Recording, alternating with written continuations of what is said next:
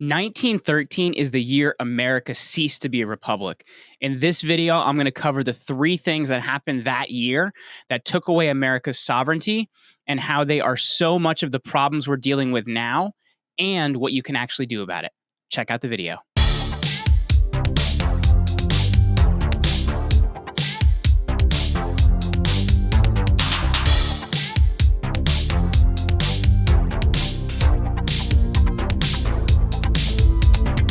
Hey out there, Jeremy here. This is your Create Your Own Life show. If you are new to this podcast and to the channel, and you are viewing this on YouTube, make sure you hit the subscribe button below. Also hit the notification bell so you don't miss any new episodes, and be sure to share us with your family and friends because it is what helps us to make a bigger impact. And the episode we're going to do today, something I've done quite a bit of research on, I've been talking about for a bunch of years, and I opened a discussion on Twitter 2 days ago, I think. And it was super popular. So I decided I wanted to do an episode about this because I've been very adamant about today's topic, and I wanted to cover a few different things. So 1913 is squarely in the middle of what's called the progressive era in American politics. And a lot of good things happen in the progressive era, and a lot of really bad things happen in the progressive era. We had the kind of split in the Republican Party that happened during that era with Teddy Roosevelt and the Bull Moose Party. We had a lot of interesting things happening during that time period. And in 1913, actually, in March of that year, was when President Woodrow Wilson, who I think is one of the single most dangerous people to the American Republic, took office. And there were 3 big things that happened that year that, in my opinion, obviously there's other things that have happened since. There's other things and issues that have happened with the country. But I think if you look at the 3 core issues that we're dealing with as a country right now, I think the 3 of them happened in 1913. Number 1 is the Income Tax Act of 1913. We also have the 17th Amendment, which changed the process for how we vote for the Senate. And I'm going to get into each of these a little bit more and explain them how we got here. And also the Federal Reserve Act, which passed 2 days before Christmas. So anyway, I think if you look at these particular things, they're what takes a lot of our sovereignty, right? Like before 1913, I've seen these memes online that say before 1913, people kept 100% of their income. That's not 100% true, because there was an income tax that was levied after the Civil War. I think it was dropped sometime in the 1870s. There was also another income tax, I'm going to get into this, that was levied in 1894, which we're going to talk about. And then the Income Tax Act actually happens in 1913, and it wasn't reinstituted till later that year is when we actually see the taxation starts in the country. It wasn't ratified until October, the Revenue Act of 1913. All right, so anyway, let's go back to kind of how we got here. So I want to take a look at income tax is the place I want to start, but I want to explain why I think these are the three main issues. Because number 1, people kept a lot more of their money. Like as I mentioned, there were small taxes that happened here or there, but I'm not going to say you kept 100% of your money because it is untrue, but you kept just about all the money you made, which means, you would work for something, you'd pay for it. You wouldn't work half of the year to pay the government for something like a lot of people do now. Some people work more than that. We also penalize producers, which I think is a really bad idea, right? Like, oh, tax the rich, penalize the rich. Well, sure. Are some people doing stupid things with their money? Absolutely. But at the same time, business owners and people starting businesses are what give jobs to other people. I think people have this weird idea that jobs are created by the government. That's just not the case. Sure, they can be altered by tax policy and all these different things, but the government, though they employ a lot of people, are not responsible for the main parts of the economy. It is business owners and it is producers. And I think, frankly, I think it's wrong to tax people for being producers. That's my viewpoint on it. There's nuance within that. We can have a future discussion on that. But anyway, so I think handling income tax would also handle a lot of poverty, handle a lot of issues people are dealing with. It would handle It would handle a lot, because if you look at it, the super rich have figured out strategies to not pay their taxes anyway. This ends up just squarely hurting the middle class. So that's income tax. The 17th Amendment. 17th Amendment, what happened there is basically previously, before 1913, two houses of Congress, if you don't know that, bicameral legislature is what it's called. And it's similar to the upper house and lower house in the House of Commons and the House of Lords in the UK. Like, it's a similar idea.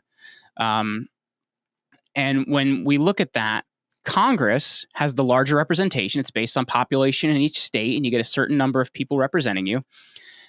The Senate was different, where every state got two people representing them. Now, the difference is the Senate was selected by state legislatures. So you may have a state that's a very, in some ways, like, let's say New York State, right? New York State as a whole is actually a pretty conservative state, but there's pockets, right? Like, Albany is very Democratic. New York City is very Democratic and actually outweighs most of the state because the population is so high. So what would happen is the state legislature, so the people that govern the state, may actually be more conservative because they're selected in more conservative areas, right, of the state. And those people would then select their representatives, and they would represent the state legislature. So you'd have this balance of the state has a say at the state level, and then you also have the people have a say. Like, it's really, really important. So the 17th Amendment got rid of that. And I'll get into what that means in a couple more minutes, but I don't want to kind of dive into the whole thing here. And then the third thing is the Federal Reserve Act. And that's where Congress, which is supposed to have the ability to levy money, lost that ability. And it happened over the Christmas holiday, which is pretty wild. So let's take a look at the first thing, which is income tax and how we got here. I did some extensive research on this because I know those of you out there researching will tell me if I'm wrong, and I do appreciate that, but I want to try to do the best I can to give you real and factual information. So the Income Tax Act passed on February 3rd of 1913. I have my notepad next to me here, so that's where I'm getting all this information from. And as I mentioned, there was a short-lived income tax during the Civil War, and that was really levied in order to pay for the Civil War and a lot of the damage that had been done. It was later dropped. There's an act that passes called the Wilson-Gorman Tariff Act of 1894. And the Democratic Party gets elected, I think it was an election of like 1890 or something like that. And the big thing they ran on is, we're going to reduce import tariffs. And people are like, oh, okay, cool. So I guess during that point in time, people cared about income tariffs, right? So that was what they ran on. Once they got into office, they realized, well, if we get rid of these income tariffs, because tariffs produce a lot of money, right? Because you're making things that are made in other countries cost more money, which is a good thing, right? Because it supports American jobs, helps Americans here, blah, blah, blah. It's a similar issue to what we're dealing with now, to everything being made in China and a lot of other countries. Like, if we impose high tariffs, then things will have to be made here again, which changes the standard of living. Anyway, so this act passes in 1894 because basically it said, okay, if we're going to reduce tariffs, we have to create an income tax, because if we don't have an income tax, we're going to have a shortfall of money, which was pretty wild that they took a look at that. So in doing that, here, I just want to make sure I get this other number here, because I found this so interesting. Just give me a second here. Looking at a lot of these numbers were just extremely interesting to me. I just wanted this money number. I wrote down the number I wanted, but I missed a number here. Okay, cool. So the Wilson-Gorman Tariff Act, it levied a 2% tax on all income over $4,000, which I guess in hindsight, if I'm for any sort of a tax, I'm for a flat tax, so it's not a bad thing, right? But the way the Constitution is worded, it created a problem. And the thing I wanted to tell you here, so $4,000, this article was written in 2010. So $4,000 in 1894, fast forward to 2010, you would need $88,100 for the same buying power of that 2010 money. So me being interested, I'm like, well, it's 2023. What would that buying power be now? So I looked it up, and it was $121,000 in 2023 money. It was equal to $4,000 in 1894. That just goes to show you the third thing here, the Federal Reserve, how they've effed us. They've absolutely screwed us. Your dollar has so much less buying power. That's why a big reason I'm not for this, higher minimum wage, because your $15 still has the buying power that like 6 or 7 did when I was in school, and our minimum wage was like $7.13 or something like that. Anyway, so this act passes, but then in 1895, there's a case called Pollock versus Farmers Loan and Trust. And what they took a look at is basically this, based on how the law was written, if they were going to pass this act and for this act to be constitutional, the money would have to be apportioned to the states, meaning like this money that's coming in, each state would have to get some. But what happened is they made it unapportioned money, meaning the federal government got all the money and they could use it. So there was a 5-4 vote that the Supreme Court said, no, this is not constitutional. So then what was happening is the government was looking, they're like, well, shoot, we need to make more money. We need to figure out like how to like kind of run this thing that's starting to cost too much money. And you'll find in the 1930s, it's just costing way too much money. But anyway, they passed the 16th Amendment. The 16th Amendment is the income tax amendment. And here's the thing I found really interesting about that. So on February 3rd of 1913, they got the required 36 states, because that's all you need in order to ratify a constitutional amendment. So the 16th Amendment passes, which is income tax. And I found this really interesting, being from New Jersey, that New Jersey is one of the states that didn't ratify the 16th Amendment. So does that mean I don't have to like pay income tax? No, it does, because it's a constitutional amendment and you only need 36 states. It's the way our Constitution works. But anyway, so that is how we get to income tax. We go from something that they say isn't constitutional, that we go down the slippery slope, and boom, government gets a whole bunch of your money. All right, so that's the first thing. The 17th Amendment. This was a really big progressive era thing. And I think this is really important during like the past election. It would have been important. It's important for just general governing, right? Because right now, after the 17th Amendment, the Senate doesn't really serve a purpose, right? Like, so, and it's something that really damages the republic, because now we can see large cities can kind of really skew things. Whereas it was much more equal when population centers would have a say, right? Like if you have a large population, you're going to have more Congress people. And if you have a smaller population, you're going to have less Congress people. So that's why we have the House of Representatives, right? It's based on population, where those bigger cities and those bigger states can get their representation, right? Because then what would happen is smaller states and states with lower population, which have just as much of an investment in the country, don't have a say. So by taking this away, you would have, as my example earlier, there's some states that are basically have a large city and the state is red because of it otherwise, right? Like I have a large city that's blue and the state is red otherwise. And those large cities can then basically say, okay, well, we're going to vote for the senators, and our senators are now all Democratic because we're a large population area, and that's how it works. Whereas if you look at the state legislatures are picked from each little area of the state, like within the state, kind of the state senate, like each state has a state senate.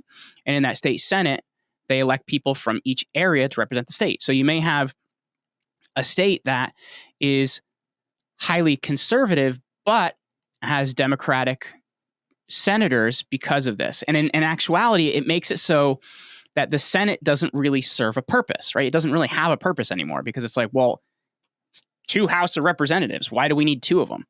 And at the same time, let's go back to the election challenges that happened in the past. I'm not advocating for challenging elections, but if you remember in the election challenge, if they wanted to bring up something, it had to be brought up by a congressperson and it had to be signed by a senator, because the senators are seen as more powerful, because that's kind of if you're looking at the UK model, it's the upper house, right?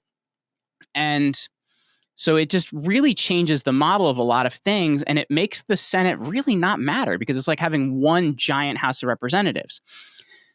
So taking that away really changes how the American government fashions, and it makes us less of a republic and more of a direct democracy. So to me, that is the exact date when America changed from a republic to a democracy. The third thing, the Federal Reserve Act. If you have not read The Creature from Jekyll Island by G. Edward Griffin, I would love to get Mr. Griffin on the show. He's a very intelligent man. It talks about how the Federal Reserve happened.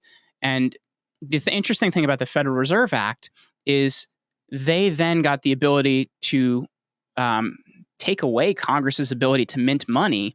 And we were then giving away our ability to mint money to a body that now controls us, which is really interesting. And those of you that don't understand the Federal Reserve, it is not a national bank.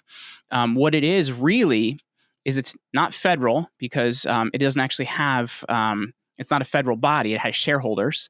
And there are no reserves, right? Because they say, okay, so based on what's happening, we're going to change the interest rate in the country, and that's going to affect money, and that's going to affect lending, and that's going to affect all these other things. So it's kind of this exterior body that's affecting monetary policy in our country. And the Federal Reserve is actually owned by member banks, right? It's not owned by the U.S. government. So JP Morgan Chase, Bank of America, they all own a part of these banks because the act was actually created in Jekyll Island. If you guys get a chance to read this book, by a bunch of bankers that went away for the weekend and put everything together, and he said to President Wilson, hey, dude, this is how we should do it. And it's owned by the member banks. So that's why they're kind of able to do all this like fancy dancing, spend your money, waste your money, do whatever the hell they want, because the Federal Reserve will kind of save their butts. And it really takes away our sovereignty of what happens with our money, what happens with our interest rates, what happens with our economy, because this body has so much control. So in my opinion, 1913 is the year that absolutely changed America forever. And if we want to do something about it, we have to handle these three things. So how would we do it? Well, the first two you can do by a constitutional amendment, because a lot of people said, well, should we open a constitutional convention? And I think that's a really bad idea. I know there are people I've talked to that are in that movement. I think opening a constitutional convention is a really bad idea, because then it opens everything in the Constitution, the Bill of Rights, for debate. And that's how they get rid of things like the Second Amendment. And that's how they get rid of things like the First Amendment. And I don't want to open that can of worms. It's dangerous to me. But you cannot repeal an amendment to the Constitution. The only way you can remove an amendment to the Constitution is by a new amendment. And then it has to then be ratified by 36 states in order to do so. I think it's maybe 38 now, because that's based on that wasn't based on 50 states at that point in time. But anyway, I think it's a 2/3 majority is basically what it comes down to. 2/3 majority have to ratify that amendment. You don't have to have a constitutional convention for that. So you would have the no income tax amendment, beautiful thing, and the let's let our state legislatures have representation act, because that's important. The Federal Reserve is a little bit more clunky because it's kind of so ingrained in our system. So it kind of starts with an audit of finding what's there. And that's the big thing Ron Paul has talked about. Audit the Fed and find out what's there. And from there, we're going to have to do a game plan and see like what kind of moves we're going to have to make. Because really what's happened is, since the Federal Reserve, kind of this global banking cabal in some ways, if you want to say that, has really taken over and made countries prisoners. So that's going to be a much more sticky one to do. But the other two are just constitutional amendments, which if you get a 2/3 majority, we can do something about that. So in my opinion, that's when America ceased to be a republic. That's what we can do about it. And that's how the easy way we can get back to being the republic we are. Hope you guys enjoyed this episode. Make sure you subscribe below. Hit the notification bell if you want to get the show notes for this episode and everything mentioned in this episode. It's over at jeremyryanslate.com. And this episode number is 1103. So jeremyryanslate.com/1103 will get you there. Thank you so much. Have an amazing weekend, and I will catch you next week.